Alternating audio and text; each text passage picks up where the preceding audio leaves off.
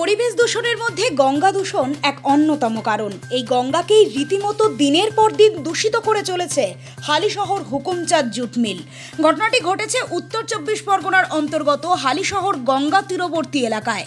স্থানীয় বাসিন্দাদের দাবি, ওই গঙ্গা তীরবর্তী এলাকায় হালিশহর হুকুমচাঁদ জুট মিলের রাবিশ এবং ময়লা আবর্জনায় দূষিত হচ্ছে গঙ্গার জল, আর তাতেই বিপাকে পড়ছেন সাধারণ জনবাসী। আর সেই কারণেই হয়ে চলেছে মাটি দূষণ, আর সেই মাটি দূষণের কারণে গঙ্গা জল ব্যবহারকারী স্থানীয়দের ভুগতে হচ্ছে চর্মরোগে। ওরা রাবিশে কচড়া ফচড়া ফেলে ভরতে। কোথায় ভরছে? জেটি ঘাট। গঙ্গা কিসের মধ্যে ফেলছে? কিসে ফেলছে? গঙ্গা ফেলছে।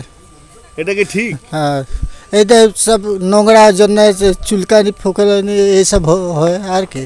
কাদের হয়? যারা এই যে চান করে আর কি, তাদের কি হয়? চুলকানি ফুলকানি। এক মাস পরে এখনই আমি ডেলি আমরা সাফা করি।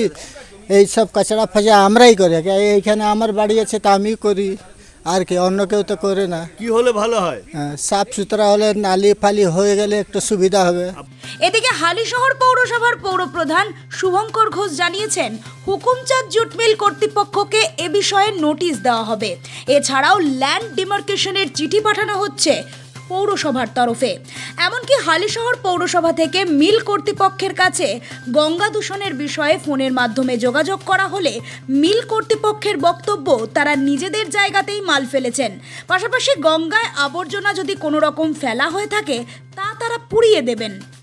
আর এখন প্রশ্ন এটাই, নিজেদের জায়গা হলেও কি গঙ্গা দূষণ সম্ভব? যেন তেন প্রকারেণ নিজের জায়গা হলেও কি পরিবেশ দূষণ করা আমাদের উচিত?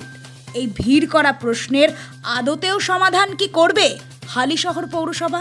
মিল কর্তৃপক্ষের বক্তব্য, হুকুমচাঁদ জুট মিলের যে নোটিশ আমরা যে ডেঙ্গু পারপাস করেছিলাম, সেই ডেঙ্গুর তারা যে ময়লাগুলো ভেতরে জমিয়ে রেখেছিল সেগুলোকে নাকি তারা শিফট করেছে ওখানে। কিন্তু যেহেতু একটা অভিযোগ উঠেছে যে গঙ্গার ধারে মালটা পড়েছে, গঙ্গার কিছুটা পোর্শন তারা ব্লক করেছে বলে একটা অভিযোগ আসছে, আমরা তার জন্য নোটিশ করেছি। তার অ্যান্সার রয়েছে যে তার ল্যান্ড রয়েছে যেখানে, সেখানেই তিনি মাল ফেলেছেন।